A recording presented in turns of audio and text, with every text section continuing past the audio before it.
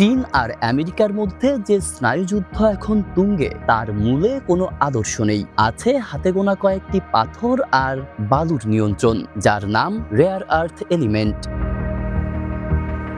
যখন এই খনিজ নিয়ে দুই পরাশক্তি একে অপরের টুটি চেপে ধরছে, ঠিক তখনই এক অবিশ্বাস্য খবর দিচ্ছে বাংলাদেশের ভূতাত্ত্বিকরা। আমাদের যমুনা আর ধরলা নদীর সাধারণ বালুতে পাওয়া গেছে সেই মূল্যবান সম্পদের খোঁজ, যা ছাড়া আধুনিক পৃথিবী অচল। প্রশ্ন হলো, বাংলাদেশের এই গুপ্তধন কি আমাদের ভাগ্য বদলাবে, নাকি পরাশক্তিদের নতুন কোনো লড়াইয়ের ময়দান হবে এই বদ্বীপ?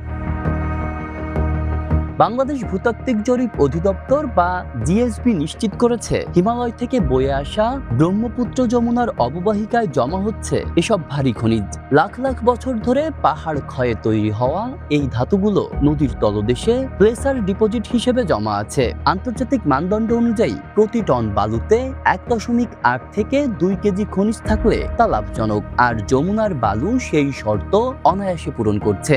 এ কারণে বাংলাদেশ হয়ে উঠতে পারে দক্ষিণ এশিয়ার গেম চেঞ্জার।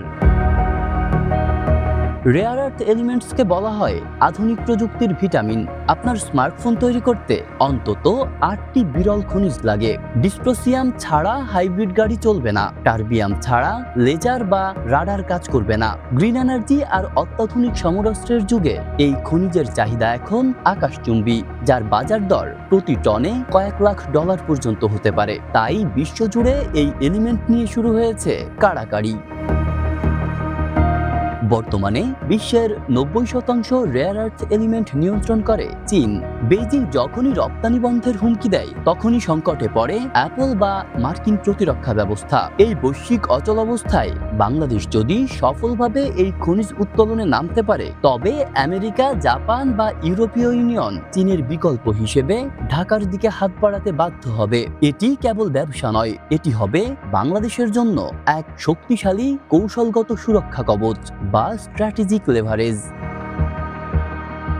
কিন্তু আমরা কি তৈরি? নদী থেকে বালু তোলা সহজ, কিন্তু সেই বালু থেকে জটিল রাসায়নিক প্রক্রিয়ায় ধাতু আলাদা করার প্রযুক্তি আমাদের নেই।